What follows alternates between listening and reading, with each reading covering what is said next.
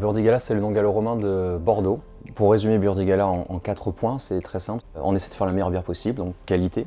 Ensuite, c'est une bière locale et artisanale. C'est aussi un engagement puisque c'est une bière qui est 100% bio, on ne fait que du bio. Et puis surtout, c'est une bière de dégustation gastronomique, dans le sens où l'idée qu'a derrière Burdigala, c'est de réhabiliter la bière comme un produit gastronomique à part entière. Donc il y a un vrai engagement.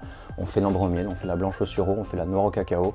Et même sur les styles qui sont un peu plus classiques, on va vraiment apporter une touche qui va être reconnaissable, c'est-à-dire extrêmement distincte.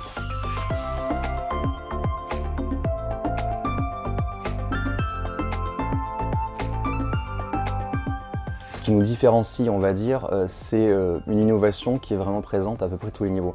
D'une part, il y a une grosse innovation en termes de packaging, qui représente une part non négligeable du prix. C'est un choix assumé, parce que ça nous permet de toucher toute une clientèle qui n'aurait pas forcément bu de la bière au premier abord. Ensuite, il y a une innovation en termes de distribution, puisque de manière classique, un brasseur va passer par des distributeurs et va se retrouver assez facilement dans de la grande distribution, ce que nous ne voulons pas faire. Donc c'est ce choix de distribution de circuit court et de vente directe. Ensuite, il y a le positionnement dans le sens où on n'a qu'une gamme de bière, qui est une bière la plus qualitative possible.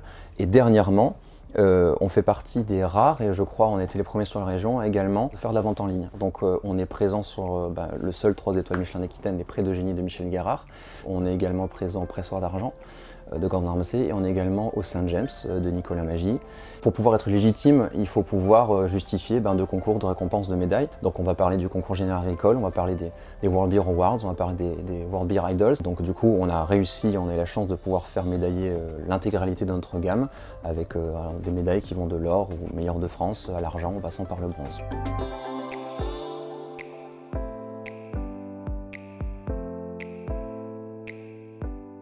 La raison pour laquelle on fait cette ouverture de capital aujourd'hui, c'est d'une part parce qu'on a un problème d'échelle dans le sens où on est quand même très petit, on n'est que 2 personnes, tout est fait à la main, c'est capsulalement étiqueté à la main. Pour pouvoir pérenniser l'activité, c'est important de pouvoir grossir pour diluer les coûts fixes et pérenniser l'activité, pouvoir augmenter les salaires. Et d'autre part, c'est aussi pour pouvoir nous doter d'outils de production qui nous manquent encore aujourd'hui. Une ligne d'embouteillage pour pouvoir embouteiller sous CO2, protéger contre l'oxydation, acheter des cuves en inox thermorégulées pour pouvoir faire fermenter la bière dans les meilleures conditions possibles.